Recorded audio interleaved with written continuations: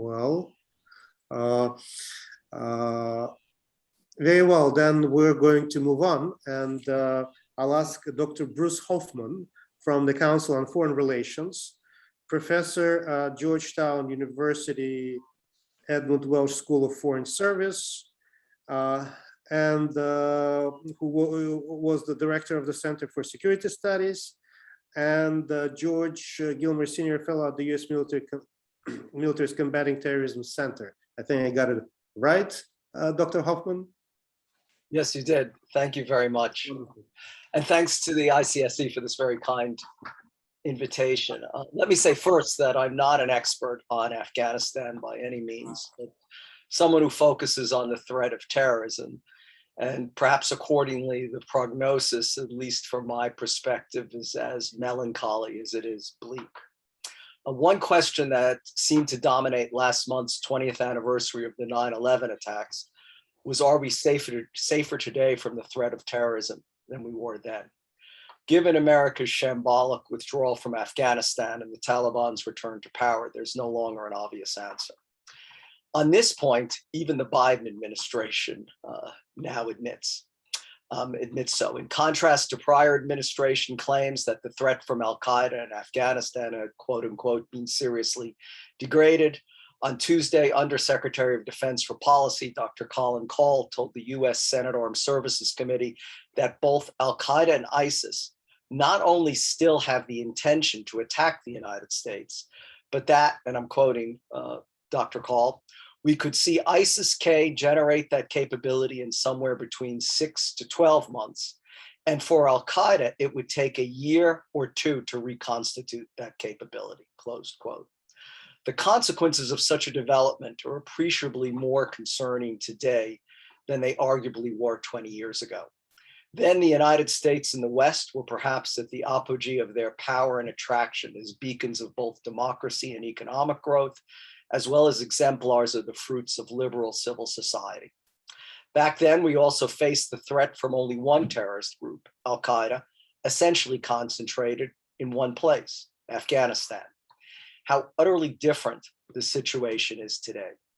Al-Qaeda maintains a global movement of at least 6 franchises and well over a dozen local affiliates in Africa, the Middle East, the Caucasus, and South and Southeast Asia, comprising an estimated 30,000 men at arms. In addition, today we are confronted with threats from 2 terrorist movements, not one, including that of the Islamic State, with its 8 official branches and more than 24 networks of some 18,000 fighters, comprising an almost identical geographical ambit as that of al-Qaeda. Among them, of course, is ISIS-K, the group responsible for the tragic bombing at Kabul's International Airport in August that killed 13 US service personnel, as well as nearly 200 Afghans, and upon which the parent organization, ISIS Central, currently pins its faith and hopes of reviving the now defeated and dismantled caliphate. In 2001, the US and the West also had the luxury of not being distracted by challenges from peer competitors like China, newly reassertive powers like Russia, and would-be nuclear powers like Iran, notwithstanding the daily preoccupation nowadays with preventing cyber attacks, mitigating climate change, and managing the COVID-19 pandemic, as well as resurgent domestic terrorist threats from violent far-right and, to a lesser extent, violent far-left extremists in many Western countries. International counterterrorism once stood as the lone priority. That is no longer the case. The late renowned historian and Holocaust survivor, Walter Lacour, once reflected how, having spent some of my formative years in a particularly nasty and brutal dictatorship, immunized me against a certain facile optimism frequently found in the United States. That same facile optimism characterized both the Trump and Biden administrations' credulous negotiations with the Taliban and the shameful handling of our withdrawal from Afghanistan.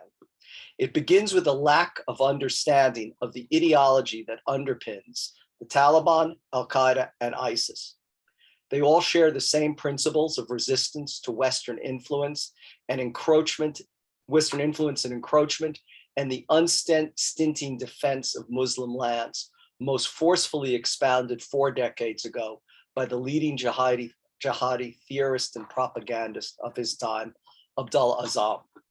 Azzam's thesis that an aggressive war is being waged against Islam by its enemies long ago became a staple of the sustaining narrative embraced by each of these terrorist movements. The need for global jihad to defeat these enemies is thus an integral aspect of both Al-Qaeda's and ISIS's respective mindsets. The Taliban, admittedly, is more focused on governing Afghanistan and perhaps dissolving the perceived artificial border that separates that country from Pakistan. But for all, the establishment of an Islamic caliphate, where fundamentalist Islam is the only accepted religion, and where Sharia, the legal system based on Islamic religious precepts, is the only law, is an equally shared priority.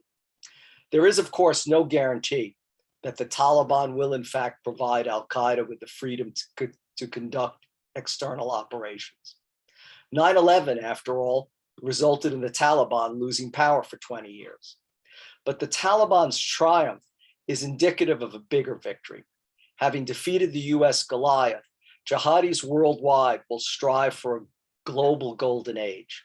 The US and the world thus finds itself in a situation not seen since the days before 9/11, with Al-Qaeda and perhaps others set to enjoy a terrorist sanctuary and safe haven, now requiring the interventions of geographically distant military assets. But the Afghanistan crisis is also emblematic of broader problems in the US counterterrorism landscape, and perhaps those of other countries as well. Those charged with protecting the American homeland from terrorism threats at home and abroad are dealing with 2 mutually reinforcing crises. Our resources are being spread more thin, while those resources themselves are dwindling. Firstly, terrorism threats are proliferating. Although the Salafi jihadi threat dominated much of the 21st century, it has, over the past half-decade, been eclipsed by far-right extremists inspired by white supremacist, neo-Nazi, or anti-government views. In the US, mass shootings at Charleston, Pittsburgh, and El Paso targeted the most vulnerable segments of our society, while deadly mobs at Charlottesville and the US Capitol showcased the movement's strength in numbers. As Lorenzo Bedino and Seamus Hughes of George Washington University have written, unfortunately, we are in a time of fractured threats. Our country would do well to recognize that reality and not vacillate too much between them, depending on the news of the day. The Salafi jihadi campaign, too, is growing more diverse. Syria and Iraq remain hotbeds of violence and instability as the Islamic State's caliphate's dying embers continue to inflame ongoing domestic insurgency and international terrorism. Groups in Yemen and Somalia continue plotting against the West, sometimes successfully. And both Al-Qaeda and ISIS franchises grow more emboldened in the Sahel and sub-Saharan Africa. Western media barely registered ISIS's ideological expansion to Southern Africa and the mass murder of over 50 civilians in Mozambique last November. And the most imminent threat still comes from homegrown extremists, born and radicalized in the United States, Canada, Australia, and Europe, among other places. Afghanistan then offers an unwelcome addition to an already overstretched counterterrorism portfolio. And yet, as terrorist threats proliferate, counterterrorism is no longer a predominant concern among Washington, D.C.'s many analysts, eclipsed by an array of domestic and other international threats. The deprioritization of counterterrorism on the national security ladder may have been long overdue. Terrorism, of course, is low on the lethality list of most countries not overwhelmed by ongoing civil wars, internal strife, and related conflict. But such a deprioritization should be approached with extreme caution. The relative security we enjoy today is not because threats have dissipated. Instead, it is precisely because of our well-trained and well-resourced and well-executed counterterrorism capability that persons outside of these zones of endemic conflict so rarely lose their lives to terrorism today. Weakening that capability will have consequences, whether we respond with the requisite patience and long-term perspective is another question. Terrorist groups strike and succeed when intent, capability, and opportunity collide. In Afghanistan, intent never diminished, only capability did. And that will surely replenish as the Taliban continues to consolidate its grip over that country and Afghanistan once again becomes a terrorist sanctuary and safe haven. Indeed, the commanders of these terrorist movements will themselves decide when the opportunity is right. The famed British Foreign Office Mandarin, an opponent of his country's pre-war appeasement policy towards Germany, Sir Robert Vansittart, could have been referring to 2021 when he observed in the 1930s that left or right, everybody was for the quiet life. As a result of America and NATO's withdrawal from Afghanistan, we will not have the quiet that the West so ardently desired during the decade before World War II and does so now again, at least with respect to terrorism. Accordingly, if October 2021 feels like September 1938, it is because the United States, to paraphrase Winston Churchill, had a choice between continued war or dishonor in Afghanistan. President Biden, like Neville Chamberlain 83 years earlier, chose dishonor, and like Great Britain in 1939, will likely have war. Of course, war in the first quarter of the 21st century looks nothing like it did near the midpoint of the 20th century. The mighty armies, navies, and air forces of established states nowadays rarely clash on the battlefield in the epic contests of arms, men, and materiel of the past. Instead, they are bled to death by 1,000 cuts, inflicted by shadowy amalgamations of terrorists and insurgents in protracted combat, where guile and resolve counts more than firepower and kinetics. That is a future that the Taliban's reconquest of Afghanistan likely brings. Thank you. Thank you very much, Professor Hoffman. Any questions? Yes, Dr. Rubin, please. Yes, please. I find it strange to equate the threat posed by the Taliban with that posed by Germany, one of the world's leading industrial and military powers. And I think that the analysis that Professor Hoffman has just presented is in a way part of the cause of the US failure in Afghanistan. That is, treating the Taliban as a terrorist organization with no regard for its relationship to the politics, society, and history of Afghanistan is what led us to pursue a military strategy that drove much of the public, much of the rural areas into Afghanistan into the arms of the Taliban. And if we continue in that same policy, we will repeat that mistake. That's my comment.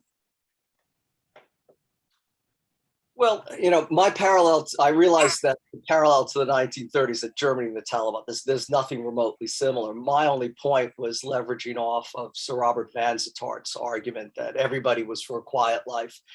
And I think a lot of the discussion that attended the decision to enter into the negotiations, the one-sided negotiations with the Taliban and our withdrawal, was this assumption that Al-Qaeda and ISIS were in their box and no longer provided a threat.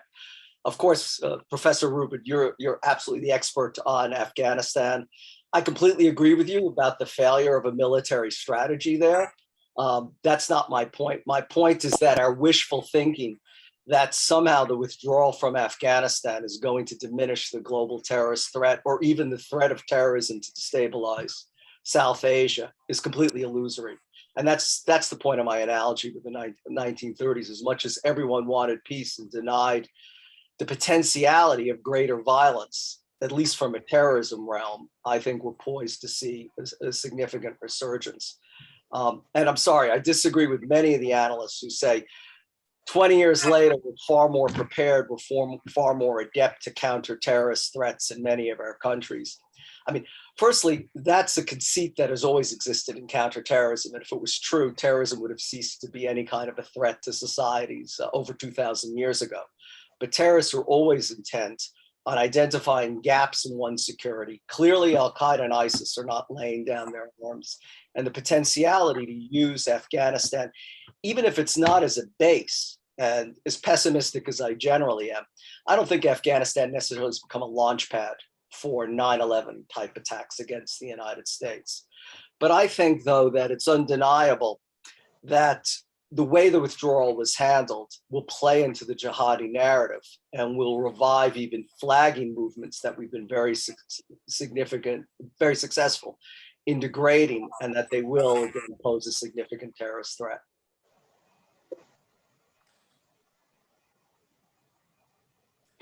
Can I ask a question? Is there more questions? Sure, sure. Bruce,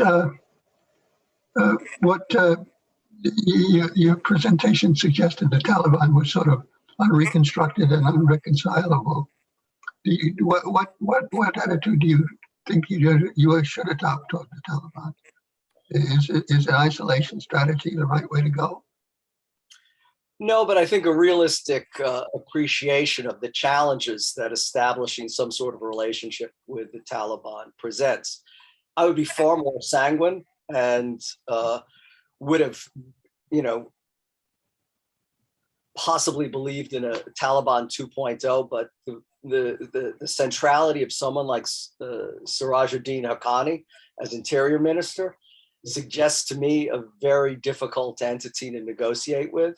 I'm not saying Ambassador Dobbins, having learned from you for many years, I don't disagree with your prognosis at all. I'm just saying that the reality is the terrorism situation that we were repeatedly told during the negotiations and even after the Taliban conquered Afghanistan was something that we really didn't have to take terribly seriously, that both ISIS and Al-Qaeda were sufficiently degraded as to no longer present a threat, I think is wrong. And this is the problem. We often fail to realize that terrorism is a strategy of provocation, that our enemies are trying to provoke us into precisely the overreaction that Professor Rubin described. I agree completely. And that's what I seek to avoid. That, in my view, the United States has two speeds: disengagement or complete overreaction. It would be far more sensible to have a more constant, reasonable, and sustained counterterrorism policy that I agree completely, and have argued for the past 20 years, has to be predicated as much on non-kinetic initiatives as kinetic ones. We only rely on the kinetic ones. We don't do those terribly well. I just worry that in a lot of the wishful thinking that has attended our policy formulation in Afghanistan, we're underplaying the terrorism threat and setting ourselves up for, as we saw after 9/11, an overly military reaction when political leaders are embarrassed by a resurgent threat that they have assured their constituents and publics had receded appreciably. I don't think that threat had receded in the first place as much as they think. Certainly Al-Qaeda and ISIS were weakened, but I worry that the Taliban's victory provides an opportunity for them once again to regroup and reorganize and to enmesh us for a third decade in this war on terror. There's been a lot of emphasis on the military aspects of our counterterrorism strategy going forward. But it seems to me that what's going to happen is that counterterrorism and associated issues are going to be returned to the CIA with respect to Afghanistan.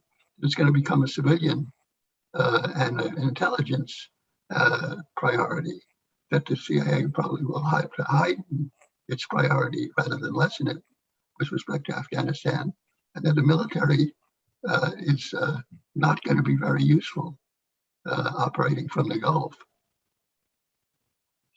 But I'd like to comment on the efficacy of a civilian intelligence-led counterterrorism effort, which I think could get a lot more support from regional states than a military effort. Well, the military effort, in many respects, I think, is as you've described, is problematical and seriously constrained. I mean, the Biden administration's efforts to negotiate some sort of basing rights, even not necessarily military, but some sort of intelligence one in surrounding countries, and particularly in the Central Asian republics, hasn't worked out terribly well. There was a Radio Free Europe report just yesterday, the day before, that actually China has been more successful in establishing an operational base in Tajikistan than the US has. So I think you're right to be skeptical of at least the military options in Central Asia. You know, I have the highest respect for the U.S. intelligence community and for the CIA, but at a time when counterterrorism, as the current DCIA Ambassador Burns is described as being significantly diminished, we'll see. We'll see how well it performs. I mean, I think the intelligence community that perhaps even I would concede was overly focused on terrorism. Again, the US has no sort of cruising speed. It goes from 0 to over 60 miles an hour, and that's the only two options. So I worry that the intelligence community and the CIA's counterterrorism capabilities are going to be diminished in any event. What concerns me the most as a terrorism analyst is, on the one hand, not, as I said earlier, attacks being launched against the United States and the West from Afghanistan. Well, it's certainly possible, but rather a reconstituted al-Qaeda senior leadership capability that will have the freedom to orchestrate and to plot attacks amongst its franchises, which of course have grown stronger in some cases than al-Qaeda Central in recent years. And that we may see not 9/11 type of attacks, but I shudder to think about attacks along the lines of the 2017 ISIS strike at an Ariana Grande concert in the Manchester Arena, which is certainly possible, or similar types of attacks to the 2004 bombings of commuter trains in Madrid, or the 2005 attacks on London transport. That's clearly within the potentiality of any terrorist group. My concern, though, is that also the franchises will become emboldened in other regions of the world where the United States is also simultaneously drawing down its military forces, whether that's in Africa or in the Middle East.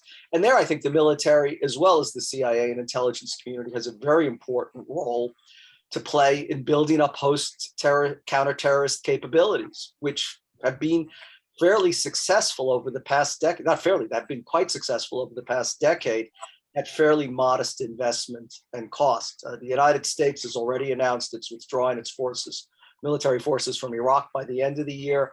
Similar drawdowns have occurred in Africa.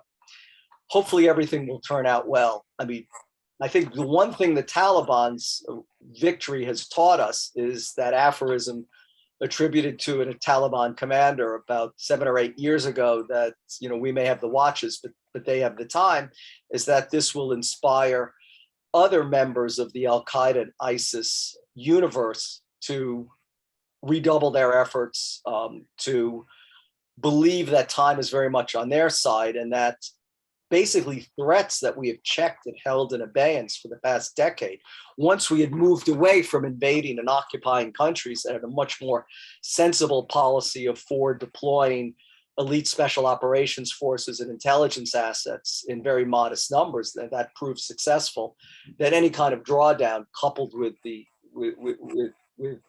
enhancement of the jihadi narrative from the Taliban's victory will be a game changer, at least in the current sort of balance against the terrorist threat that we've been successful in degrading and diminishing. Thanks. More questions? Well, Professor Hoffman, thank you very much for a very interesting presentation.